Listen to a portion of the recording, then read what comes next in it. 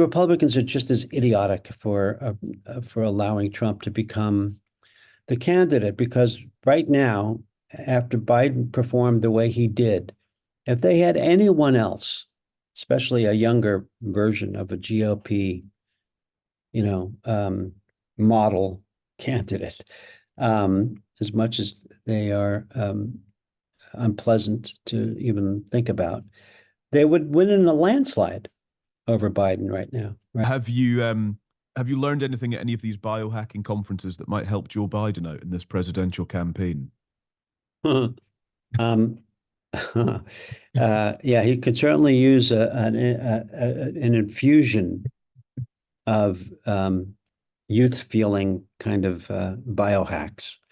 Um, I just had one at the conference today, which made me feel, energized. Really? He should have done that before the debate. Um, uh, but no, yeah, it's such a tough place we are in our country, and apparently it's being mirrored in some places around the world. Uh, it's a scary time, but it's and we're not in a good place. And I'm a fan of Joe Biden, or I was when I campaigned with him back in '06 when he was running for the '08 election, and we're friends. It's safe to say, and I don't know how I feel about him running again. And, um, here comes the moral question of, when is it time to pass the torch? And I think part of it is the Democrats are very, very scared of not winning this election and felt that Biden, because he had defeated the other guy once before, was the best bet, and no one really emerged. But I think the incumbent has to say it's time, and then candidates might have emerged that are winnable. I don't know. I don't know if it's too late, and I don't know. The outcome is very scary. What's coming up in the next few months is very scary to me. Mm. Does it speak to a broken system of some kind that there's no clearer or better succession plan for this sort of circumstance? Um, yeah, we seem to have figured out a whole lot way back when this experiment started a couple 100 years ago and plus. But didn't answer every question, right? And the term limit of 2 terms certainly seemed to have addressed that after Roosevelt was elected 4 times. And we fixed that issue so that we have no king-like um, person in the White House. But no, I don't think the forefathers, founding fathers, anticipated anyone this old ever being president or anyone. There is something in place when the president is incompetent. I think it's that invoking that was it the 25th Amendment? Was it the It is. 25th? Yeah, it is. Of course it is. Which we tried in the last regime. Mm. And it takes, yeah, the bigger issue to me is not so much whether Biden can win again. The issue is that even if he does win, we're in the same position as we are in today, which is that Congress is hostile. And the only time in American history where true progress was made in terms of domestic issues was when Congress was dominated by one party or the other. So Roosevelt had a 60% majority in Congress when the New Deal happened, and LBJ, Lyndon Johnson, had a 60% majority. And that 60% is important because it overrides the filibuster, and laws can get passed without obstruction. And there's so much obstruction now, and so divisive and polarized that Congress has become inept and inane. And pretty soon we're going to see fistfights in the House of Representatives. It's come close to that already. that to me is as big an issue as who is going to be sitting in the Oval Office, because nothing is going to get done that isn't by presidential order. Uh, we have to avoid at all costs, in my opinion, Trump getting back into the White House simply because he's already destroyed many of the pillars of foundational elements of our democracy, and that's going to just get worse, and he's going to do it even more. And the Supreme Court just backed, um, by ruling that the president is immune to certain crimes. Pretty much is what they said. It's just not a good place. We're just not in a good place. It'd be nice to have, and the Republicans are just as idiotic for allowing Trump to become the candidate, because right now, after Biden performed the way he did, if they had anyone else, especially a younger version of a GOP, you know, um, model candidate, as much as they are unpleasant to even think about, they would win in a landslide over Biden right now, right? If it's anyone in the middle who's somewhat intelligent and somewhat, presentable to the public, and their agenda is more hidden, like it used to be in the old days, because then they would win in a landslide. Uh, and in many ways, I think we have just unveiled the curtain. This is who we are. This is who we've been, and now the ugly truth is just apparent for everyone to see. It's another way to look at it. But the Republicans are moronic for not finding a candidate that is viable to a democracy. They would have killed in this election. I just don't get it. Both parties are just dumb. What a place to be in. Do you know, I was thinking, Richard, you mentioned invoking the 25th Amendment, and obviously I started rummaging through my West Wing archive. And when that happens in the West Wing, Toby's colleague Will describes it as a stunning act of patriotism, which is Mm. obviously in a different context. It's kind of, personal crisis for President Bartlett in the West Wing. But it's an interesting phrase, isn't it? A stunning act of patriotism to remove yourself as president in the interest of the country. Yeah. Is it? Are you asking me if I Yeah, agree yeah. with that? Do you think it is? Do you think in reality would it be a stunning act of patriotism? I mean, I think it's all relative to the circumstances, but certainly had Republicans voted along with Democrats for impeachment, and then 25th wouldn't have been necessary. That is a stunning act of patriotism. Of course, it is. I mean, you have someone who's now been convicted as a felon who was committing felonies in the Oval Office, and when I grew up and I was alive when Nixon was impeached and he resigned instead of being convicted by the Senate, but the Senate would have convicted him. Republicans would have joined Democrats to convict the president um, for uh, for violating his oath of office. And the fact that that's not even possible now is an indication as to how broken we are. That this if Trump becomes president again, he will have complete immunity to persecute his enemies, to enrich his own businesses, to align with nefarious interests around the world like Putin, and just enrich himself and just win the game, because it's all a game to these guys. They don't really, there's no ideology, just a game. And, he gets to win if he gets elected again. He's already stacked the Supreme Court with morons, and, he gets to win. And that's what we're going to allow to happen if he's elected. Yeah. So is it a stunning act of patriotism? Yeah. To remove someone like him? Yeah. Is it a stunning act of patriotism to not vote him in the first place? Yeah.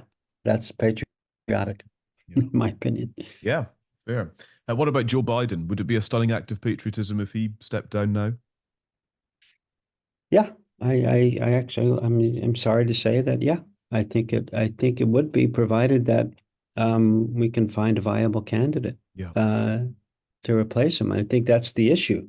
Yeah. I think I think if he has an inclination at all to say, to admit that he might not be up, if he's up for it now, he might not be up for it in a year or two.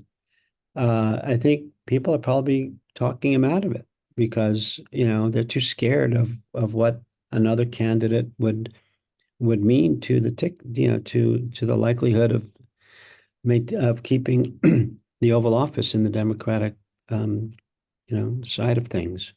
Mm. I think they're scared, and you can't operate from fear. And um, you and I don't know who it would be, honestly. I don't know who it would be. Gavin Newsom has too many weaknesses as governor of California. Kamala certainly isn't very popular, the vice president, and either one of them would have reamed Donald Trump in a debate, though. Certainly Gavin Newsom would have, and you just kind of wish that he was there to do battle uh, on that stage. But California is a mess. Mm. So how do you yeah, I don't know. I'm no expert, I played an expert on TV, but I really don't have the answers. And I don't have Aaron Sorkin writing for me to give me the answers. I think you've got more answers than you think. Actually, I really do. Because one of my thoughts is on the broken system that you describe, and I don't think the US's system is the only one that has been broken over the last few years. Yeah. I think there is a kind of outbreak of broken systems, if I can put it like that, and I try to work out why that is. Is it about quality of people or ambition of people, and people's kind of priorities are in the wrong place, and what fixes that? Is it about a candidate that can fix a system, or is it actually just a whole fundamental change that needs to happen? And how does that happen? I don't know. I It's one mean, of those. sadly, human beings have shown the capacity for um, monumental change only after an utter and complete and total disaster, Yeah. right? We won't really change our attitude towards the climate until a tidal wave knocks over the Empire State Building. It just won't happen. We're making incremental changes that will be, on a governmental basis, will be removed as if Trump becomes president. For instance, we've made some progress. Biden was able to implement certain policies in that regard that are helpful. They're not solutions, but they're helpful. They'll be reversed the day Trump gets into office. So um, and I just think I don't know what to think. You know, where there's so much dissatisfaction. I think the world's coming off of trauma from COVID, and there's a lot of disconnected people that were even more disconnected during the pandemic and haven't regained the connectivity to their community, to the world. I'm guessing. Mm. I just know that there's a sense of misery in my country, or dissatisfaction, or what about meism? And if you look at the numbers, they're not horrible. There's inflation, but unemployment's down to what, 3% or something like that. And the stock market is still skyrocketing, and you know uh things are a little harder because of the environment. There is more homelessness. The cities are less violent, even though media is promoting the fact that there might be more violent, but the numbers defy that, you know. And I think the biggest thing is that we don't trust our information, and we have to take sides as to where we get our information because we know it's biased. Mm. And if it's going to be biased, then we want this to be our source because they'll make it biased to make me feel good, as opposed to seeking the truth. There's no dialectic anymore. There's no if you have, I think that the basis of our legal system and the basis of our democracy was compromise, right? I mean, not the legal system, but it's two opposing positions, two opposing ideas, and they come together, and then a better idea comes out of that. Mm. And that kind of happened in some stretches in our history of our country, and it doesn't exist anymore. Now it's two oppositional ideas or forces come together and attempt to destroy each other, and therefore destroy whatever is built between them. So, and we're witnessing it. I think with from the top down, the attitude and behavior of everyday citizens in America has devolved into Trumpism. I want what I want, and I don't care what it does to you or anybody else. And you feel that. You feel that the way you do business with people. It's like people, there's no, um, it doesn't seem to be as much of an effort to serve the community and to serve the betterment of of the whole. And it's all me. What about meism? And and when the person who's the most famous and in the position of the most power, the most powerful position in the world, they say, is of that ilk, where he could care less about the ramifications and the consequences of his actions, Mm. as long as it serves him. Uh, then the rest of us, tend to emulate that. I think. I don't know. Yeah. I'm Yeah. rambling because there is nothing to actually say about Yeah. this stuff. It's just mind-boggling.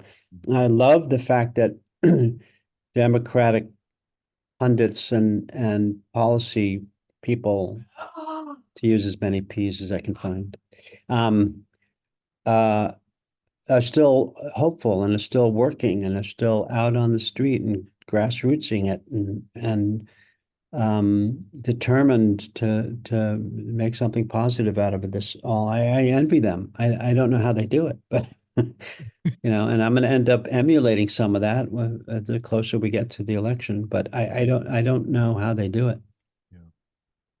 Yeah. Well, with all of that How's in mind, how's this for an uplift? How's this for an uplifting conversation?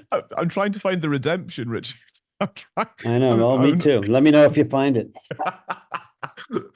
uh, it's, it's always good to get your thoughts. That is for sure. I don't know. I suppose there is frustration and there is misery and there is difficulty, but you still see people who are willing to serve.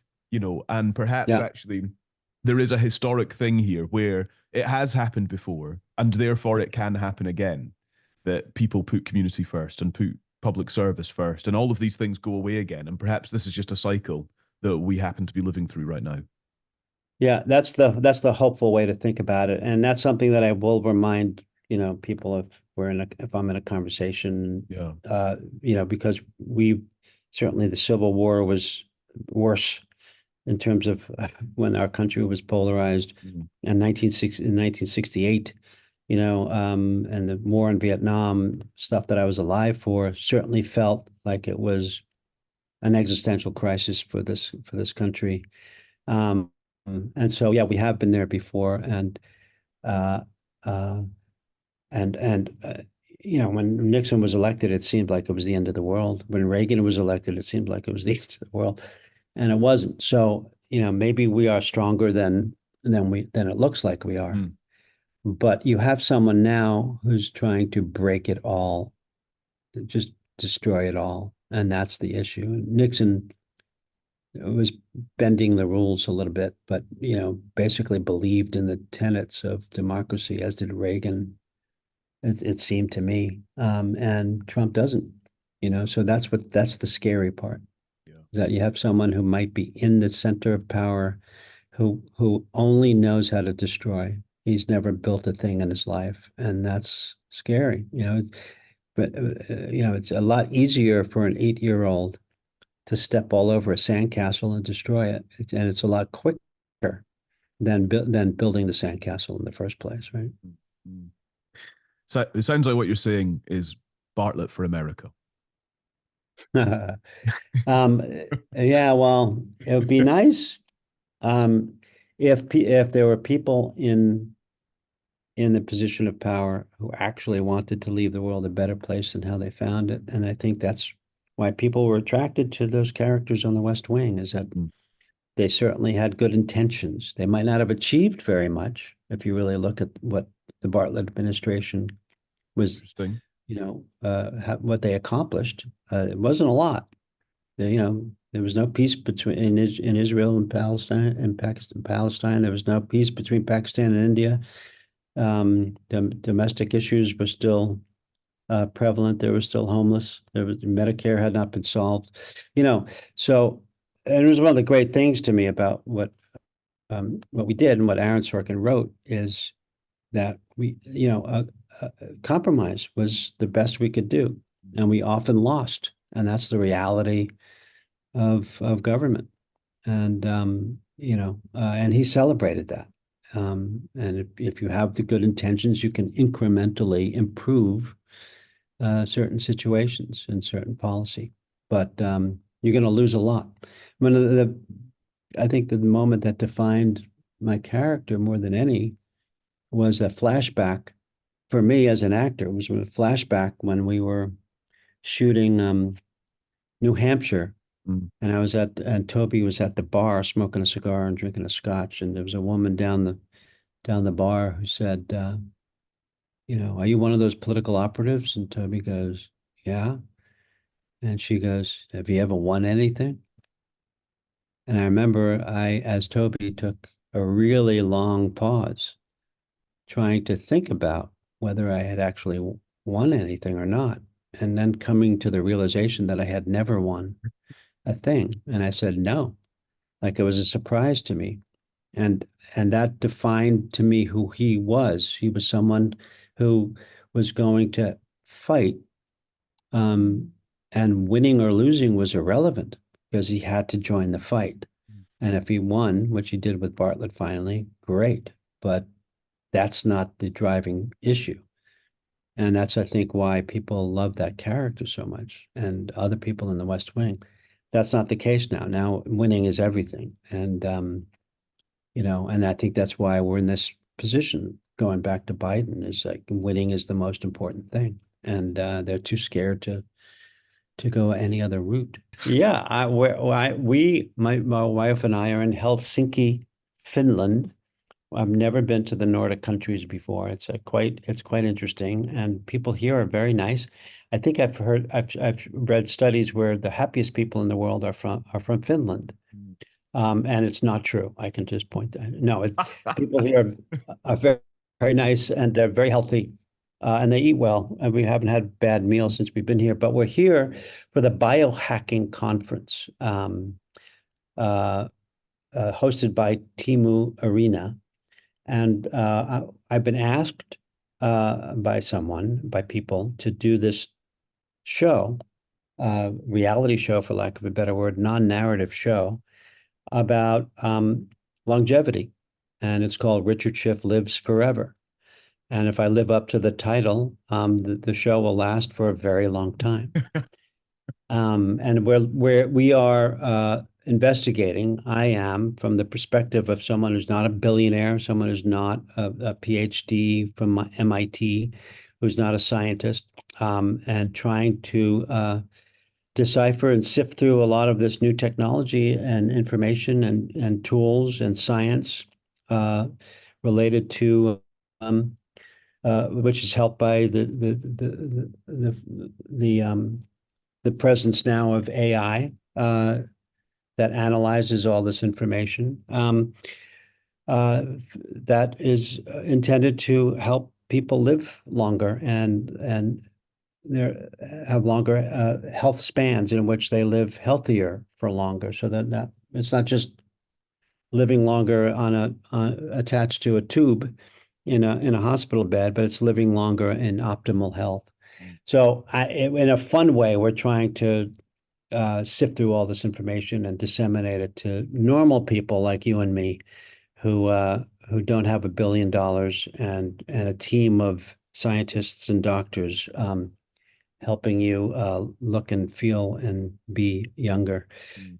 And we're having fun doing it. It's a blast. So we were in Dallas and now we're in Helsinki, and we've been to the British Virgin Islands, and we're kind of going all over the place. We've been to Silicon Valley, uh, interviewing and talking to people with various new technologies and such. Yeah. Would you like to live forever?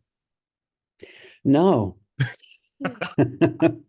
It's contrary to I've gotten in some very interesting conversations with bioengineers and scientists and philosophers so far. And the question comes up, well, so a lot of people don't want to live forever. And it's like, no, I don't. There's an economic, moral question to it. There's a ethnic, an ethical, moral question to it. And it's made me realize that the baby boomer generation, which is already very greedy, amassing an incredible amount of wealth relative to the other generations. Certainly, it's true in America. And now they're having such a good time, they don't want to go anywhere. They don't want to pass the torch, And scientists will say, or at least some of them have said to me, that it's the dying off of the previous generation that creates new discovery and creates new science, and if it's that cycle, and it is a cycle of life. And someone I just spoke to very recently said, "I believe in death," he said. He goes, "And we should be celebrating it and not afraid of it. And we should be celebrating it like we celebrate birth." And he has no desire to live forever. He's very happy living the life that's provided to him by whomever. And it's a really interesting question. Yeah. I have not lived in a very optimal and healthy way, because I came into the world very, very sick. And I've noticed a lot of the leaders in this field, the people who have spearheaded this kind of new industry, are people who have been very, very sick at some point in their lives. And their journey has taken them to discover techniques to hack biohack the way in which we can regain health. Yeah, I find that very interesting. And then there are people that are who have not been that sick, who are living a normal life, who don't have as much interest in the field. So it's interesting. There's an economic and moral question to the idea of living longer than your biology intended you to live. And we're exploring that as well as the techniques. I would like to certainly be healthier and more present in the world, which I can achieve when I'm acting. But otherwise, I'm busy. I think my medical physiology is clogs my brain quite a bit, and it takes a lot of exercise and focus to be in front of the camera or on stage, and I'm able to do that. But that takes so much work on my part. Yeah. Anyway, it's fascinating, and Yeah. we're having a blast doing it. It's a lot of fun to research all this new stuff. Richard, thank you very much. Really, really good to speak to you. Thanks for your time. We have to finish on a positive note. Yeah, well, what positive would you like to finish on? I was hoping you would cue me for that. Do you want to find it? I think they've all disappeared out of my head. I had some before. I don't know what they are now. Yeah, that's what I do to people. Yeah. Oh, welcome to my world. Well, it's like here's the it's why positive. I try not to speak too much about these things.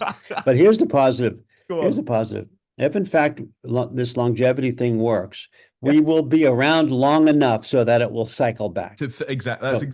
Yeah. Very good point. Even if disaster happens, we will somehow be around for when all the flowers start to grow again, and when democracy reaffirms itself as a good thing, and in the meantime, we could all work to make that happen. And if we lose, we lose. We'll be like Toby. If we lose, we lose. But let's join the fight.